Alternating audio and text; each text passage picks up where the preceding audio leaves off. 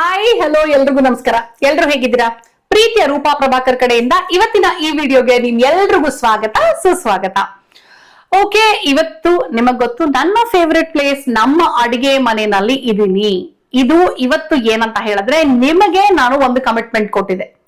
ಎಷ್ಟೊಂದ್ ಜನ ನನಗೆ ಕಮೆಂಟ್ ಮಾಡಿದ್ರು ಅಂಡ್ ಪ್ರಾಮಿಸ್ ಮಾಡಿದ್ದೆ ನಾನು ಖಂಡಿತವಾಗ್ಲೂ ನಿಮ್ಗೆ ಈ ರೆಸಿಪಿನ ಮಾಡಿ ತೋರಿಸ್ತೀನಿ ಅಂತ.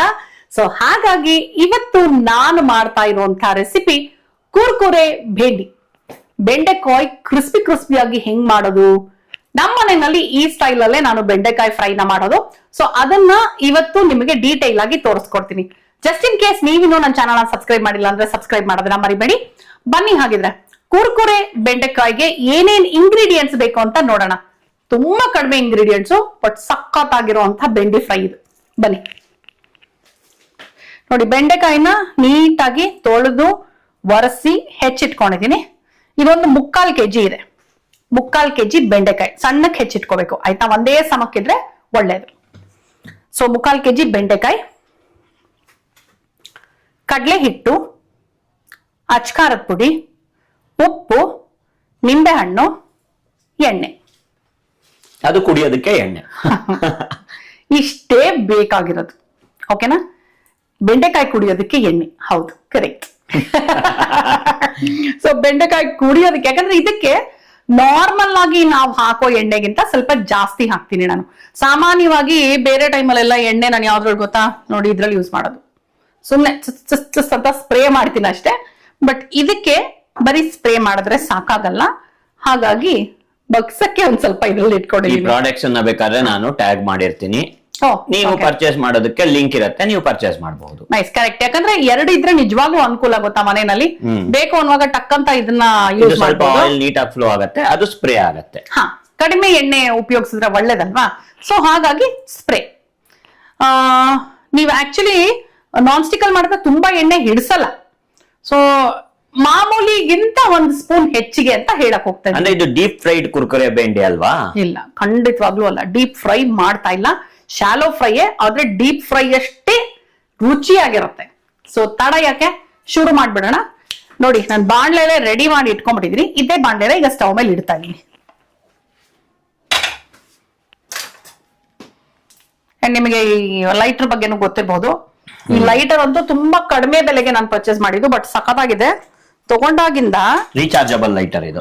ತಗೊಂಡಾಗಿಂದ ಇದು ಒಂದ್ಸಲನೂ ಚಾರ್ಜ್ ಹಾಕೇ ಇಲ್ಲ ಇದನ್ನ. ಹೌದು, ಫಸ್ಟ್ ಯೂಸ್ ಮಾಡ್ತಾ ಇದೀನಿ, ಇನ್ನು ಚಾರ್ಜ್ಗೆ ಹಾಕಿಲ್ಲ. ಸೂಪರ್ ಆಗಿದೆ ಇದು. ಸೊ ಇದನ್ನು ಕೂಡ ಲಿಂಕ್ ಹಾಕಿರ್ತೀನಿ, ಟ್ರೈ ಮಾಡಿ. ಓಕೆ, ಸೊ ಈಗ ಒಂಚೂರು ಎಣ್ಣೆ ಹಾಕೊಂಡ್ಬಿಡೋಣ.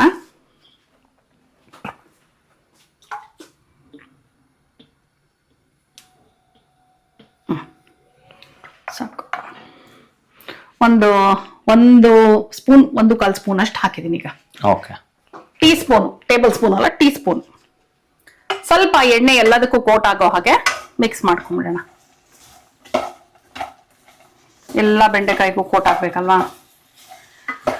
ಇದರಲ್ಲಿ ಮೇನ್ ಕೆಲಸನೇ ಇದು. ಒಂದು ಹೆಚ್ಚೋದು, ಒಂದಲ್ಲ ಎರಡು, ಸಾರಿ, ಹೆಚ್ಚೋದು, ಹುರಿಯೋದು. ಬೆಂಡೆಕಾಯಿ ಹೆಚ್ಚೋದಕ್ಕೆ ನಿಮ್ ಹತ್ರ ಬೇರೆ ಬೇರೆ ತರ ಆಪ್ಷನ್ ಇದ್ರೆ ಓಕೆ. ನಾನು ಒಂದ್ಸಲ ಟ್ರೈ ಮಾಡಿದೆ. ಆ ಒಂದು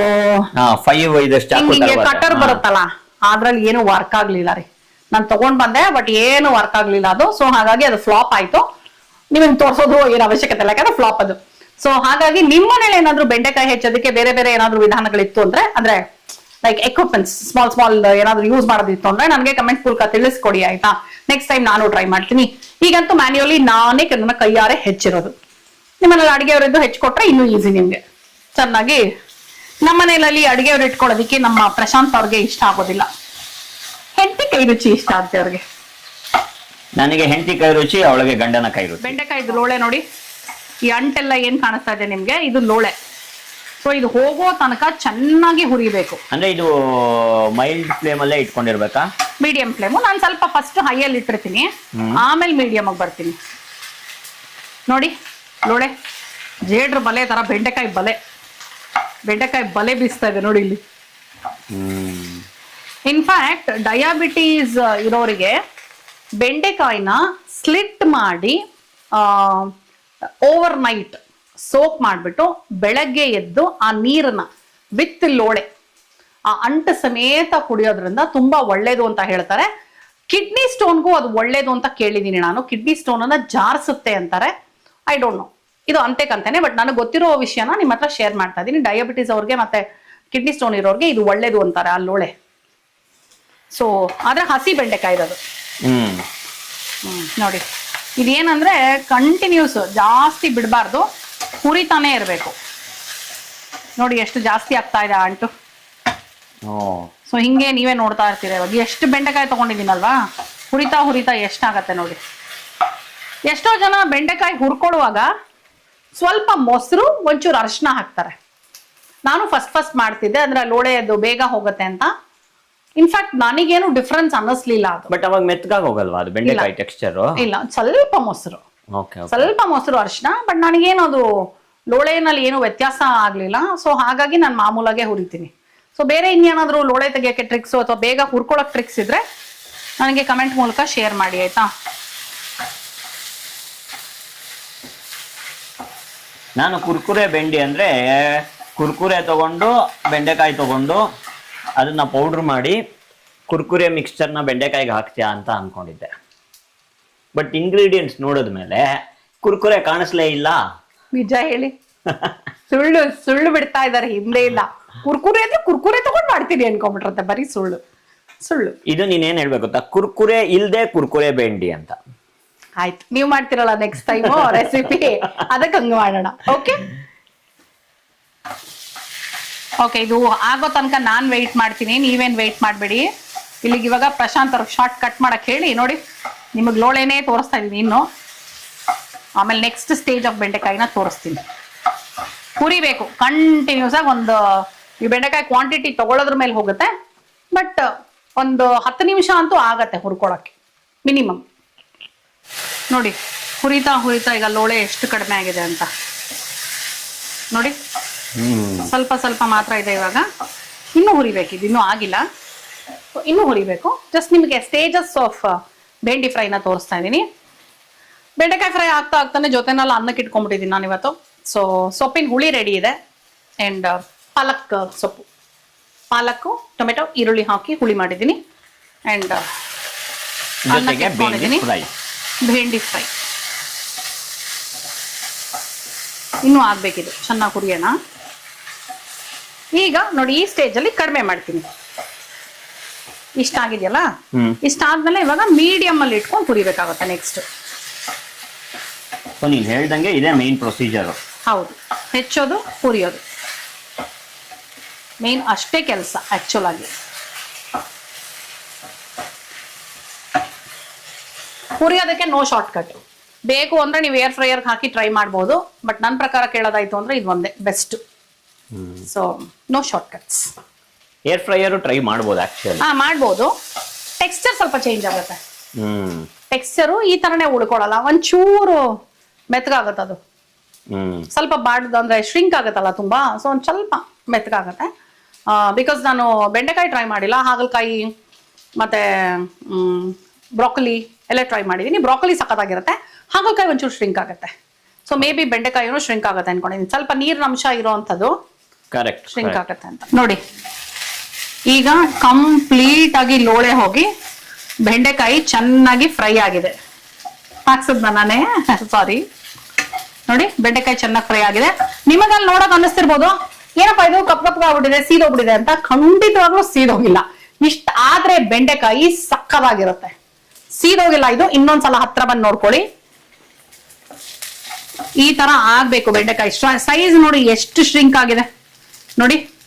ಹತ್ರ 30% ಬರ್ಬೇಕು, 70% ಶ್ರಿಂಕ್ ಆಗ್ಬೇಕು. ಚೆನ್ನಾಗಿ ಶ್ರಿಂಕ್ ಆಗ್ಬೇಕು. ಸೊ ನೋಡಿ ಫುಲ್ ಲೋಳೆ ಹೋಗಿದೆ, ಗೊತ್ತಾಗ್ತಾ ಇದೆಯಾ? ಒಂದು ಚೂರು ಲೋಳೆ ಇಲ್ಲ. ಇವಾಗ ದಿಸ್ ಇಸ್ ರೆಡಿ ಅಂತ. ರೆಡಿ ಅಂದ್ರೆ ಫಾರ್ ನೆಕ್ಸ್ಟ್ ಸ್ಟೇಜ್.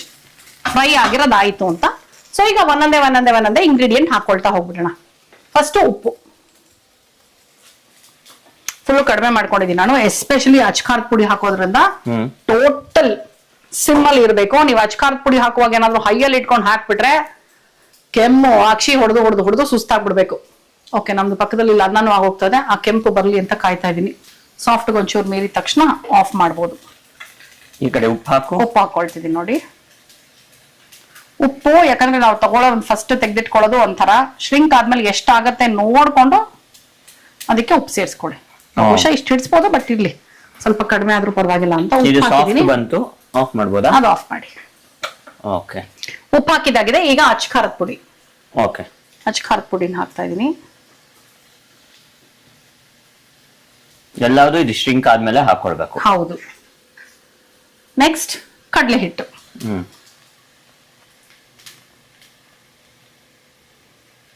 ಈ ಕಡಲೆ ಹಿಟ್ಟು ಹಾಕೋದ್ರಿಂದ ಏನ್ ಗೊತ್ತಾ, ಫುಲ್ಲು ಒಂಥರ ನಿಮ್ಗೆ ಬೆಂಡೆಕಾಯಿ ಬಜ್ಜಿ ತಿಂತಾ ಇದೀರಾ ಅನ್ನೋ ತರ ಅನ್ಸುತ್ತೆ. ಹೌದು, ಎಸ್ಪೆಷಲಿ ಕೊಡುತ್ತೆ. ಕ್ರಿಸ್ಪಿ ಆಗತ್ತೆ, ಒಂಥರ ಕ್ರಿಸ್ಪಿ ಆಗತ್ತೆ ಅದು. ನೋಡಿ ಎಣ್ಣೆ ಎಲ್ಲ ಹಿಡ್ಕೊಂಡ್ಬಿಡುತ್ತೆ. ಕಡಲೆ ಹಿಟ್ಟು ಹಾಕಿದ ತಕ್ಷಣ ನೀವ್ ಹೇಳೋದ್ರಲ್ಲ ಎಣ್ಣೆ ಕುಡಿಯತ್ತೆ ಅಂತ, ಅದು ಕುಡಿಯೋದು ಬೆಂಡೆಕಾಯಿ ಅಲ್ಲ, ಕಡಲೆ ಹಿಟ್ಟು. ಕರೆಕ್ಟ್. ನೋಡಿ ನೋಡಿ ಇವಾಗ ಇದ್ರದ್ದು ಇದೇ ಚೇಂಜ್ ಆಗೋಯ್ತು. ಉದ್ರುದ್ರಾಗಿ ಒಂಥರ ಕ್ರಿಸ್ಪಿನೆಸ್ ಇಲ್ಲಿಂದ ಸ್ಟಾರ್ಟ್ ಆಗತ್ತೆ ಅಲ್ಲ. ನಾವೇನ್ ಹೇಳ್ತೀವಿ, ಇದ್ರ ಲಕ್ಷಣನೇ ಚೇಂಜ್ ಆಗೋಯ್ತು ಇವಾಗ. ಇದಕ್ ಮುಂಚೆ ಹೆಂಗಿತ್ತು, ಇವಾಗ ನೋಡಿ ಹೆಂಗಾಯ್ತು ಅಂತ. ಏನ್ ಹಾಕಿದ್ವಿ, ಬರೀ ಉಪ್ಪು, ಅಚ್ಚ ಖಾರದ ಪುಡಿ ಮತ್ತೆ ಕಡಲೆ ಹಿಟ್ಟು. ಓಕೆ, ಹಿಂಗ್ ಬೇಕಾದ್ರೂ ಹಾಕ್ಬೋದಾ? ನಾನು ಯಾವತ್ತೂ ಏನ್ ಹಾಕಿಲ್ಲ ಹಿಂಗಿದಕ್ಕೆ, ಇಷ್ಟೇ ಹಾಕೋದು. ಬೇಕು ಅನ್ನೋರು ಹಾಕೋಬಹುದು. ಹಿಂಗ್ ಫ್ಲೇವರ್ ಅಷ್ಟೊಂದು ಇಷ್ಟ ಇರೋರು, ಲೈಕ್ ಪ್ರಶಾಂತ್, ಅವ್ರಿಗೆಲ್ಲದಕ್ಕೂ ಹಿಂಗ್ ಬೇಕು. ಸೊ ಹಿಂಗ್ ಬೇಕು ಅನ್ನೋರು, ಅವ್ರಿಗೆಲ್ಲದಕ್ಕೂ ಹಿಂಗ್ ಬೇಕು, ಯಾವ್ದಕ್ಕೂ ಬೆಳ್ಳುಳ್ಳಿ ಬೇಡ. ಸೊ ಬೇಕು ಅನ್ನೋರು ಹಾಕೊಳ್ಳಿ, ಅಬ್ಜೆಕ್ಷನ್ ಇಲ್ಲ. ಬಟ್ ಇಷ್ಟೇ ಆದ್ರೂ ಸಾಕು, ಚೆನ್ನಾಗಿರುತ್ತೆ. ಓಕೆ, ನೋಡಿ ಚೆನ್ನಾಗ ಕ್ರಿಸ್ಪಿ ಆಗಿರೋದು ಗೊತ್ತಾಗತ್ತೆ. ಕಡಲೆ ಹಿಟ್ಟು ಹಾಕಿದ್ಮೇಲೆ ತುಂಬಾ ಏನು ಹುರಿಯೋದ್ ಬೇಡ, ಸುಮ್ಮನೆ ಆ ಕಡಲೆ ಹಿಟ್ಟಿನ ಹಸಿ ವಾಸನೆ ಹೋಗೋ ತನಕ ಜಸ್ಟ್ ಒಂದ್ ನಿಮಿಷ ಹಿಂಗ್ ಕೈ ಆಡಿಸ್ಕೊಂಡ್ರೆ ಸಾಕು. ಈಗ ನಿಂಬೆ ಹಣ್ಣು ನಾನು ಸ್ಟವ್ ಆನ್ ಮಾಡೇ ಇದೀನಿ, ಫುಲ್ ಸಿಮ್ ಅಲ್ಲಿ ಇರೋದ್ರಿಂದ ಹೀಗೆ ನಿಂಬೆ ಹಣ್ಣು ಹಾಕ್ತೀನಿ. ಯಾಕಂದ್ರೆ ನಿಂಬೆ ಹಣ್ಣು ಹಾಕ್ಬಿಟ್ಟು ಸ್ವಲ್ಪ ಇನ್ನೊಂದು 2 ಸೆಕೆಂಡ್ ಫ್ರೈ ಮಾಡ್ಕೊಳ್ತೀನಿ, ಇಲ್ಲಾಂದ್ರೆ ಸ್ವಲ್ಪ ಮೆತ್ತಗಾಗ್ಬಿಡತ್ತೆ. ಸೊ ಆ ಮೆತು ಬರಬಾರ್ದು ಅಂದ್ಬಿಟ್ಟು ನಿಂಬೆಹಣ್ಣು ಇವಾಗ್ಲೇ ಹಾಕ್ತಾ ಇದೀನಿ. ಕಸರೆ ಬರುತ್ತೆ ಅನ್ನೋ ಅನುಮಾನ ಇಟ್ಕೋಬೇಡಿ, ಖಂಡಿತವಾಗ್ಲೂ ಕಸರೆ ಬರಲ್ಲ. ಓಕೆ, ಇವಾಗ್ಲೇ ನಿಂಬೆಹಣ್ಣು ಹಾಕೊಂಡ್ಬಿಡ್ತಾ ಇದೀನಿ. ಆಕ್ಚುಲಿ ನೀನ್ ಈಗ ಮಾಡ್ತಾ ಇದ್ದಾಗ ನಂಗೆ ಇನ್ನೊಂದು ಐಡಿಯಾ ಬಂತು. ಇದಕ್ಕೆ ಚೀಸ್ ಪೌಡರ್ ಎಲ್ಲ ಹಾಕಿದ್ರೆ ಫೈನಲ್ ಅಲ್ಲಿ ಚೀಸಿ ಕುರ್ಕುರೆ ಬೆಂಡೆ ಆಗ್ಬೋದಲ್ವಾ? ಓ ಎಸ್, ನಾನು ಎಷ್ಟೊಂದ್ ಸಲ ಮ್ಯಾಗಿ ಮ್ಯಾಜಿಕ್ ಮಸಾಲಾನು ಹಾಕಿದೀನಿ. That gives a different taste. But ಅವಾಗೆಲ್ಲ ನೀವೇನಂದ್ರೆ ಉಪ್ಪು ನೋಡ್ಕೊಂಡು ಹಾಕೋಬೇಕು. ಯಾಕಂದ್ರೆ ಅದ್ರಲ್ಲಿ ಆಲ್ರೆಡಿ ಎಲ್ಲ ತುಂಬಾ ಉಪ್ಪಿರೋದ್ರಿಂದ ನೀವು ಉಪ್ಪು ಹಾಕೋಷ್ಟೇ ಬೇಕಾಗಲ್ಲ ಅವಾಗ. ಆ ತರದ್ ಏನೇ ಒಂದ್ ಎಕ್ಸ್ಟ್ರಾ ಇದ್ ಹಾಕಿದ್ರು ನೋಡಿ, ಮಸಾಲಾ, ಚೀಸ್ ಪೌಡರ್ ಅಥವಾ ಮ್ಯಾಜಿಕ್ ಮಸಾಲಾ ಇದೆಲ್ಲ ಹಾಕಿದ್ರೆ ನೋಡಿ ಅರ್ಧ ಹೋಳು ಕಂಪ್ಲೀಟ್ ಆಗಿ ಹಿಂಡ್ಕೊಂಡಿದೀನಿ.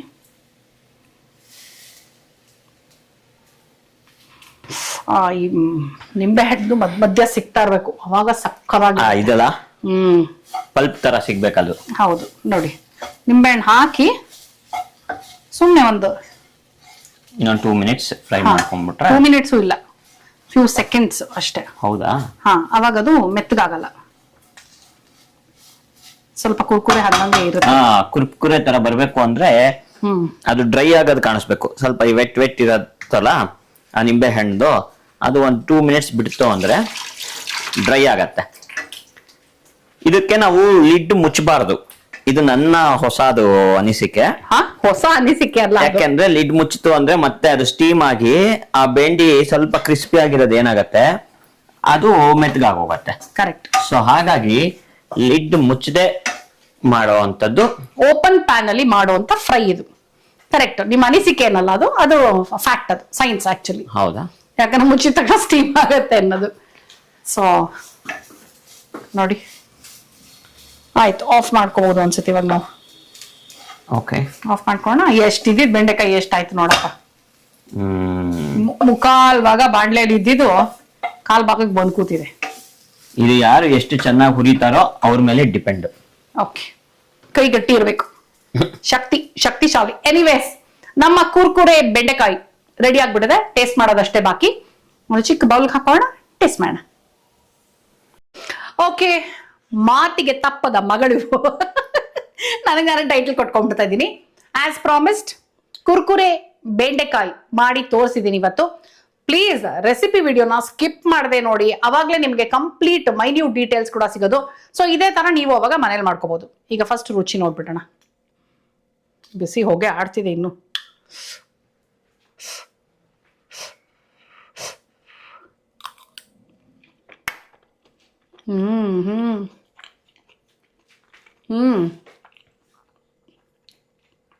ಸಖತ್ತಾಗಿದೆ.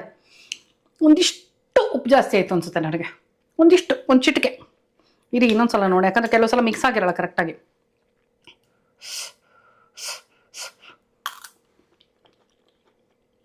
ಇಲ್ಲ ಎಲ್ಲ ಕರೆಕ್ಟಾಗಿದೆ. ಉಪ್ಪು, ಖಾರ, ಹುಳಿ, ಸೂಪರ್ ಆಗಿದೆ. ನೀವು ದಯವಿಟ್ಟು ಇದನ್ನ ಮನೆಯಲ್ಲಿ ಟ್ರೈ ಮಾಡಿ ಹೇಗ್ ಬಂತು ಅಂತ ನನಗೆ ತಿಳಿಸೋದನ್ನ ಮರಿಬೇಡಿ. ಯಾಕಂದ್ರೆ ನೀವು ಟ್ರೈ ಮಾಡಿದ್ರೆ ಚೆನ್ನಾಗಿ ಬಂದಿದ್ರೆ ನನಗೆ ಖುಷಿ ಆಗುತ್ತೆ. ನೀವೇ ಏನಾದ್ರು ಡೌಟ್ಸ್ ಇತ್ತು ಅಂದ್ರೂ ಕಮೆಂಟ್ ಮಾಡಿ, ನಾನು ನಿಮಗೆ ತಿಳಿಸ್ತೀನಿ. ಓಕೆನಾ? ಇವತ್ತಿನ ಈ ವಿಡಿಯೋ ನಿಮ್ಗೆ ಇಷ್ಟ ಆಗಿದೆ ಅಂತ ಅನ್ಕೊಂಡಿದ್ದೀನಿ. ಜಸ್ಟ್ ಇನ್ ಕೇಸ್ ನನ್ನ ಚಾನಲ್ ಸಬ್ಸ್ಕ್ರೈಬ್ ಮಾಡಿಲ್ಲ ಅಂದ್ರೆ ಸಬ್ಸ್ಕ್ರೈಬ್ ಮಾಡೋದನ್ನ ಮರಿಬೇಡಿ. ಮತ್ತೆ ಈ ನಿಮ್ಮ ಪ್ರೀತಿಯ ರೂಪಾ ಪ್ರಭಾಕರ್ ಪ್ರಶಾಂತ್ ಜೊತೆಗೆ ಮುಂದಿನ ವಿಡಿಯೋನಲ್ಲಿ ಸಿಗ್ತೀನಿ ಅಂತ ಹೇಳ್ತಾ ಇದ್ದೀನಿ. ಅಲ್ಲಿ ತನಕ ತಡ ಬಾಯ್ ಬಾಯ್. ಹಾ ಅದಕ್ಕೂ ಮುಂಚೆ ಇದನ್ನ ಯಾವ್ದಾದ್ರ ಜೊತೆ ತಿನ್ಬೋದು ಅಂತ ಹೇಳ್ಬಿಡ್ತೀನಿ ನಾನು. ಬರೀ ತಿನ್ಬೋದು, ಸೂಪರ್ ಆಗಿರುತ್ತೆ. ಮೊಸರನ್ನ ಜೊತೆ ಎಕ್ಸಲೆಂಟ್ ಆಗಿರುತ್ತೆ. ಬರೀ ಅನ್ನಕ್ಕೆ, ಬಿಸಿ ಬಿಸಿ ಅನ್ನಕ್ಕೆ ತುಪ್ಪ ಹಾಕೊಂಡು ಕಲ್ಸ್ಕೋಬಹುದು. ಸಾರನ್ನ ಜೊತೆಗೆ ಮತ್ತೆ ಸಾರನ್ನ ರಸಂ, ಅದು ಬಿಟ್ಟು ಇನ್ಯಾವುದೇ ಒಂದು ಚಪಾತಿ ಜೊತೆಗೂ ಚೆನ್ನಾಗಿರುತ್ತೆ. ಚಪಾತಿ ಮತ್ತೆ ರೊಟ್ಟಿ, ಅಕ್ಕಿ ರೊಟ್ಟಿ, ಜೋಳದ ರೊಟ್ಟಿ, ಇದ್ರ ಜೊತೆ ಸಖತ್ತಾಗಿರುತ್ತೆ. ದೋಸೆಗೆ ಅಷ್ಟು ಚೆನ್ನಾಗಿರಲ್ಲ, ಇಡ್ಲಿ ಜೊತೆಗೆ ಅಲ್ವೇ ಅಲ್ಲ. ಅದು ಬಿಟ್ಟು ಕೆಲವೊಂದು ಹುಳಿಗಳು ಲೈಕ್ ಮಜ್ಜಿಗೆ ಹುಳಿ, ಇದೆಲ್ಲದಕ್ಕೂ ಕಾಂಬಿನೇಷನ್ ಸಕ್ಕತ್ತಾಗಿರುತ್ತೆ.